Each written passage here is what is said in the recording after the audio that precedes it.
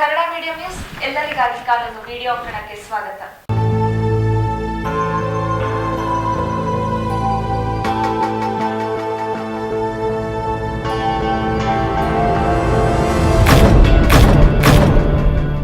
ಈ ವಿಡಿಯೋ ಅಂಕಣದಲ್ಲಿ ಕಾನೂನಿಗೆ ಸಂಬಂಧಪಟ್ಟಂತಹ ನಿಮ್ಮ ಪ್ರಶ್ನೆಗಳಿಗೆ, ಡೌಟ್ಸ್ಗಳಿಗೆ ಉತ್ತರಿಸುವ ಪ್ರಯತ್ನವನ್ನ ಮಾಡ್ತೀವಿ. ನಿಮ್ಮ ಪ್ರಶ್ನೆಗಳಿಗೆ ಉತ್ತರಿಸೋಕೆ ನಮ್ಮೊಂದಿಗೆ ಖ್ಯಾತ ನ್ಯಾಯವಾದಿಯಾದಂತಹ ಹಾಗೂ ವಾಗ್ಮಿಯಾದಂತಹ MR ಸತ್ಯನಾರಾಯಣ ಅವರಿದ್ದಾರೆ. ಸರ್, ನಿಮಗೆ ಸ್ವಾಗತ. ಸರ್, SM ಬಾಬು ಮತ್ತು ರುಕ್ಸಾನಾ ಬಾನು ಬಾದಾಮಿ ಅನ್ನೋರು ಒಂದು ಪ್ರಶ್ನೆಯನ್ನ ಕಳಿಸಿದ್ದಾರೆ. ಸುಪ್ರೀಂ ಕೋರ್ಟ್ ನ ತೀರ್ಪಿನ ಹಿನ್ನೆಲೆಯಲ್ಲಿ ಮಹಿಳೆಯರ ಆಸ್ತಿ ಹಕ್ಕಿನಲ್ಲಿ ಆಗಿರುವ ಬದಲಾವಣೆ ಬಗ್ಗೆ ಈ ಪ್ರಶ್ನೆ ಬಂದಿದೆ. Is this Supreme Court order applicable to all religious people, Muslim also ಅಂತ ಕೇಳಿದ್ದಾರೆ.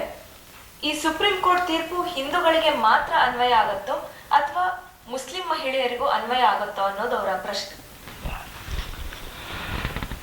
ಇದು ಒಳ್ಳೆ ಪ್ರಶ್ನೆನೇ. ಇದಕ್ಕೆ ಇನ್ನು ಒಂದು ಕಾರಣ ಇರ್ಬೋದು. ಏನು ಅಂದರೆ, ನಮ್ಮಲ್ಲಿ ಇರುವಂತಹ ಮುಸ್ಲಿಮರು ಬಹಳ ಜನ ಹಿಂದೂಗಳ ರೀತಿನಲ್ಲೇ ಪಾಲ್ ಮಾಡ್ಕೊಳ್ಳೋ ಒಂದು ಕ್ರಮವನ್ನು ಅವರು ಅನುಸರಿಸ್ತಾ ಇರೋದನ್ನು ನಾನು ಗಮನಿಸಿದೆ ಲಾಯರ್ ಆಗಿ. ಮುಸ್ಲಿಮರಿಗೆ ಬಹಳ ವಿಚಾರಗಳು ಹಿಂದೂಗಳದ್ದು ಅಪ್ಲೈ ಆಗಲ್ಲ. ಅವರಿಗೆ ಅವರದ್ದೇ ಆದಂಥ ಬೇರೆ ವಿಧಾನಗಳು ಉಂಟು. ಅದು ಆಸ್ತಿ ಇರ್ಬೋದು, ಮದುವೆ ವಿಚಾರ ಇರ್ಬೋದು, ಬೇರೆ ಅದು ದತ್ತು ತಗೊಳ್ಳೋ ವಿಚಾರ ಇರ್ಬೋದು, ಅಥವಾ ತಂದೆ ಯಾರು ಏನ್ ಕಥೆ ಅಂತ ನಿರ್ಣಯಿಸೋ ಅಧಿಕಾರ ಇರ್ಬೋದು, ಹಕ್ಕು ಅಥವಾ ಆ ಸಮಸ್ಯೆ ಇರ್ಬೋದು ಇತ್ಯಾದಿಗಳು. ಅದಕ್ಕೆ ಅವರದ್ದೇ ಆದಂಥ ಬೇರೆ ಬೇರೆ ರೀತಿದ್ದು ಉಂಟು.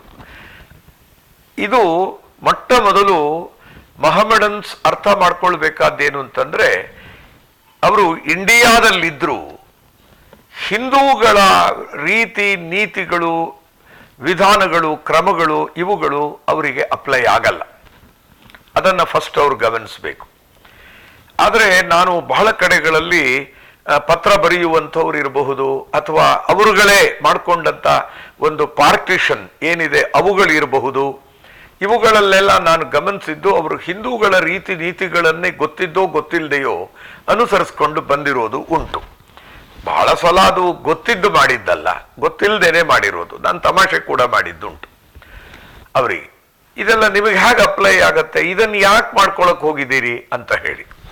ಹಾಗೆ ಒಂದು ವಿಚಾರ, ಈಗ ಉದಾಹರಣೆಗೆ ಮೊಟ್ಟ ಮೊದಲನೇ ಸಮಸ್ಯೆ ನೋಡಿ, ಅವರು ಅರ್ಥ ಮಾಡ್ಕೊಳ್ದೇ ಇರೋದು. ನಮ್ಮಲ್ಲಿ ಪಿತ್ರಾರ್ಜಿತ ಆಸ್ತಿಗಳು ಅನ್ನೋ ಕಲ್ಪನೆ ಇದೆ. ಮೊಹಮ್ಮಡನ್ ಲಾನಲ್ಲಿ ಪಿತ್ರಾರ್ಜಿತ ಆಸ್ತಿಗಳು ಅಂತಕ್ಕಂಥದ್ದು ಇಲ್ಲ.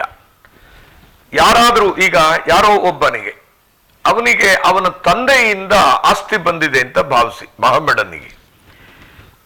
ನಮ್ಮ ಹಿಂದೂಗಳ ಪ್ರಕಾರ ಅದೇ ಅದು ತಂದೆಯಿಂದ ಮಗನಿಗೆ ಬಂದದ್ದಾದ್ರಿಂದ ಮೊಮ್ಮಗನಿಗೆ ಅದು ಪಿತ್ರಾರ್ಜಿತ.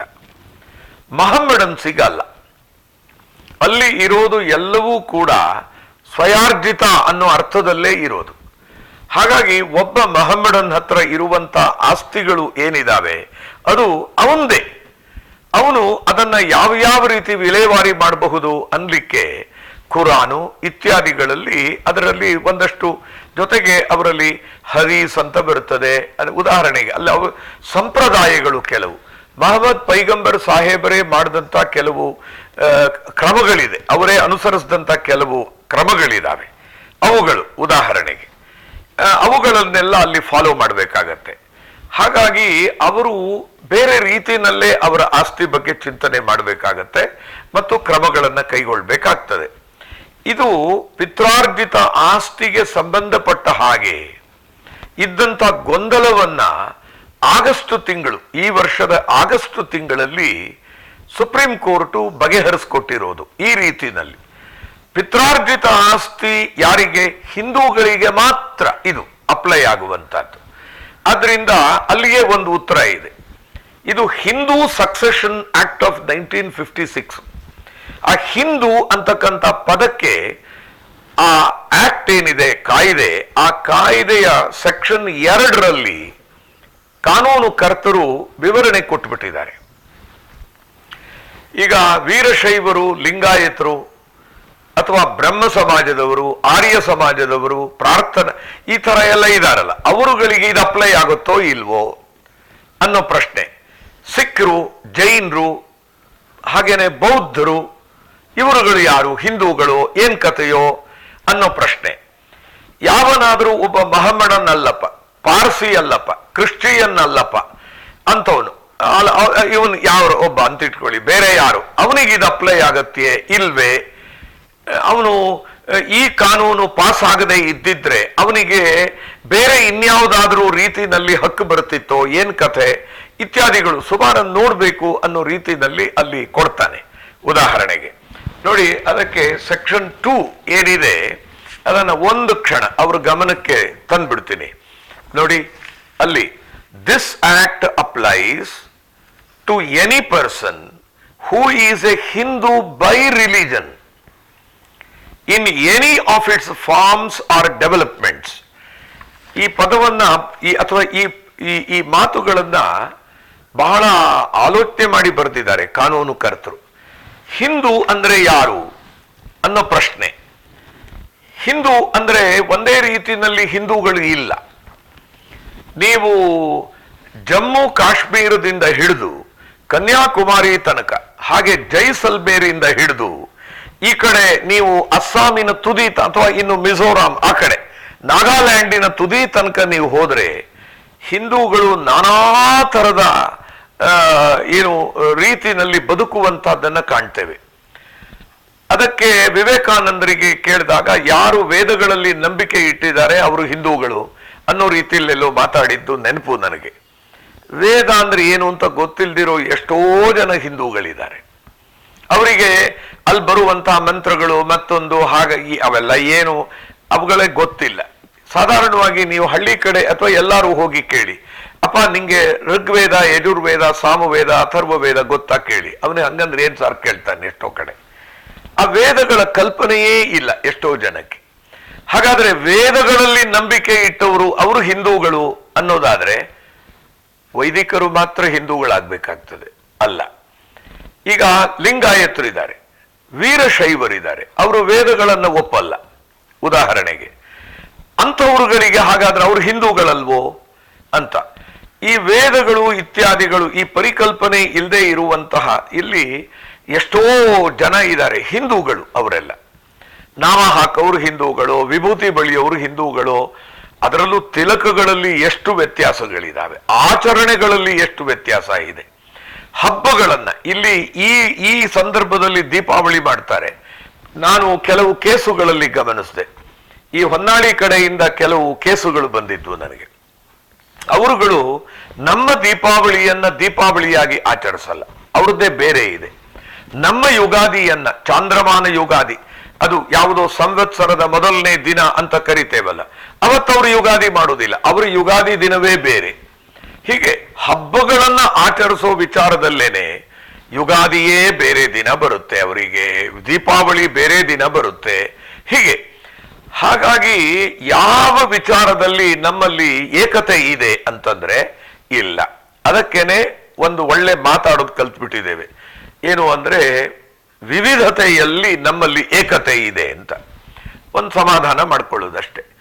ಆ ರೀತಿಯಲ್ಲಿ ಆ ವಿವಿಧತೆ ತುಂಬಾ ರೀತಿಯಲ್ಲಿ ಬದಲಾವಣೆ ಇದೆ. ಹಾಗಾಗಿ ಅವ್ರೇನ್ ಮಾಡಿದ್ರು ನೋಡಿ, ಈ ರಿಲಿಜನ್ ಅಂತಕ್ಕಂಥದ್ದು ಹಿಂದೂ ರಿಲಿಜನ್ ಅಂತ ನೀವು ಹೇಳೋದಾದ್ರೆ ಅದಕ್ಕೆ ಬೇರೆ ಬೇರೆ ಫಾರ್ಮ್ಸ್ ಇದೆ, ಬೇರೆ ಬೇರೆ ರೂಪಗಳಿದೆ ಆ ಹಿಂದೂ ಧರ್ಮಕ್ಕೆ, ಅಥವಾ ಇಲ್ಲಿ ಮತ ಅಂತ ಭಾವಿಸೋದಾದ್ರೆ.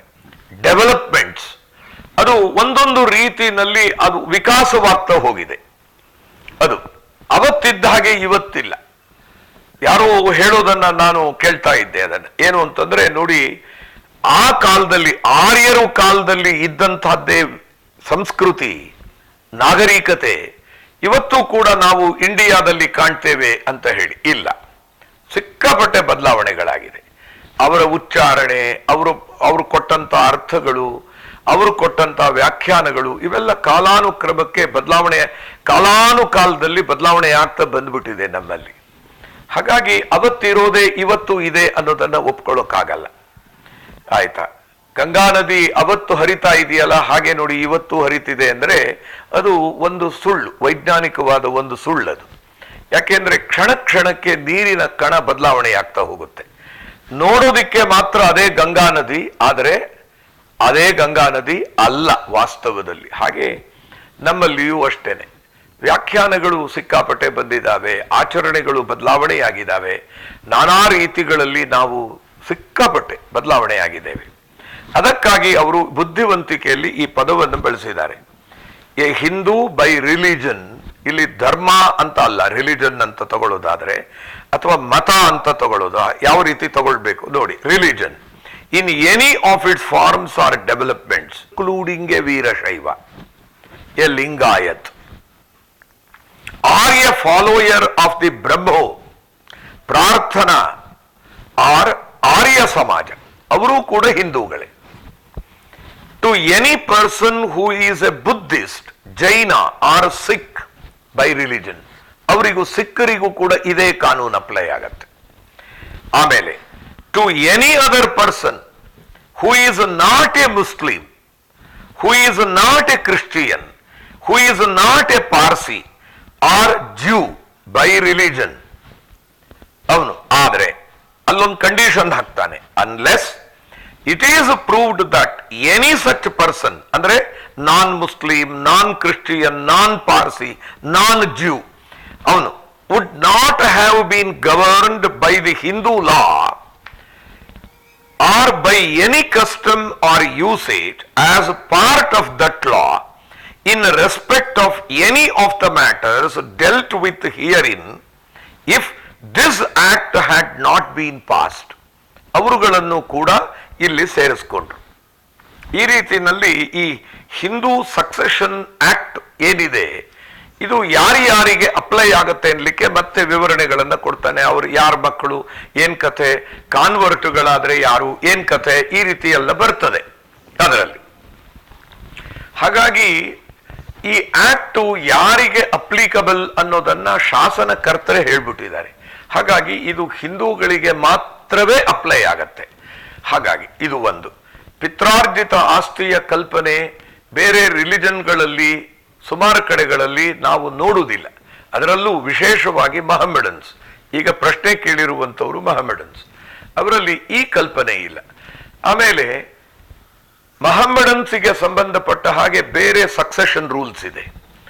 ಅದರ ಬಗ್ಗೆ ಇನ್ನೊಂದ್ಸಲ ಅದು ತುಂಬಾ ಅದು ಒಂದು ಅರ್ಥದಲ್ಲಿ ಒಂದು ಮಾತಿದೆ ಕಾನೂನಿನಲ್ಲಿ, ಏನು ಅಂದ್ರೆ ಇದು most democratic system of distribution of properties ಅಂತ, ಅಸೆಟ್ಸ್, ಲಯಬಿಲಿಟೀಸ್ ಇತ್ಯಾದಿಗಳು ಅಲ್ಲಿ ಕಾಣುತ್ತೆ ಅಂತ ಹೇಳ್ತಾನೆ. ತುಂಬಾ ಆದರೆ ಅದು ಕಾಂಪ್ಲಿಕೇಟೆಡ್ ಹೌದು, ಆಯ್ತಾ. ಅದ್ರ ಬಗ್ಗೆ ಸುಮಾರು ಹೊತ್ತು ಮಾತಾಡಬೇಕಾಗತ್ತೆ. ಅದನ್ನು ಇನ್ನೊಮ್ಮೆ ನೋಡೋಣ. ಮಹಮ್ಮಡನ್ಸಿಗೆ ಸಂಬಂಧಪಟ್ಟ ಹಾಗೆ, ಕ್ರಿಶ್ಚಿಯನ್ಸಿಗೆ ಸಂಬಂಧಪಟ್ಟ ಹಾಗೆ ಇವರು ಪಾರ್ಸಿಗಳು, ಇವರುಗಳಿಗೆಲ್ಲ the Indian succession act of 1925 ಇದೆ. ಅದರಲ್ಲಿ ಯಾರಿಗೆ ಯಾವ ರೀತಿಯಲ್ಲಿ ಪಾಲುಗಳನ್ನು ಮಾಡಬೇಕು ಅನ್ನೋದನ್ನ ಆ ಸಕ್ಸೆಷನ್ ಆಕ್ಟ್ ಅಲ್ಲಿ ವಿವರಣೆ ಕೊಡ್ತಾನೆ. ಹಾಗಾಗಿ ಅವರುಗಳಿಗೂ ಇದು ಅಪ್ಲೈ ಆಗಲ್ಲ, ಹಿಂದೂಗಳಿಗೆ ಮಾತ್ರವೇ ಅಪ್ಲೈ ಆಗತ್ತೆ, ಆಯ್ತಾ. ಬಹುಶಃ ಅವರಿಗೆ ಇದು ತೃಪ್ತಿ ತಂದಿದೆ ಅಂತ ಹೇಳಿ ಭಾವಿಸ್ತೇನೆ. ಎಸ್ ಎಂ ಬಾಬು ಹಾಗೂ ರುಕ್ಸಾನಾ ಬಾನು ಬಾದಾಮಿ ಅವರು ಕೇಳಿದಂತಹ ಪ್ರಶ್ನೆಗೆ ವಿವರಣೆ ಸಿಕ್ಕಿದೆ. ಸರ್ ಮಾರ್ಗದರ್ಶನ ಮಾಡಿದ್ದಾರೆ ಅಂತ ಹೇಳಿ ಭಾವಿಸ್ತೀನಿ. ಇದೇ ರೀತಿ ಕಾನೂನಿಗೆ ಸಂಬಂಧಪಟ್ಟಂತಹ ಯಾವುದೇ ರೀತಿಯಾದಂತಹ ಅನುಮಾನಗಳಿದ್ದಲ್ಲಿ, ಪ್ರಶ್ನೆಗಳಿದ್ದಲ್ಲಿ ನಮ್ಮ ಕಮೆಂಟ್ ಬಾಕ್ಸ್ ನಲ್ಲಿ ಕಮೆಂಟ್ ಮಾಡಿ, ಅಥವಾ ಸ್ಕ್ರೀನ್ ಮೇಲೆ ಕಾಣ್ತಿರುವಂತಹ ವಾಟ್ಸ್ಆಪ್ ನಂಬರಿಗೆ ಸಹ ನೀವು ಮೆಸೇಜ್ ಮಾಡಬಹುದು. ನಾವು ನಿಮ್ಮ ಪ್ರಶ್ನೆಗಳಿಗೆ ಉತ್ತರಿಸೋ ಪ್ರಯತ್ನ ಮಾಡ್ತೀವಿ. ಇದು ಕನ್ನಡ ಮೀಡಿಯಂ ನ್ಯೂಸ್ ಸಂಭವ.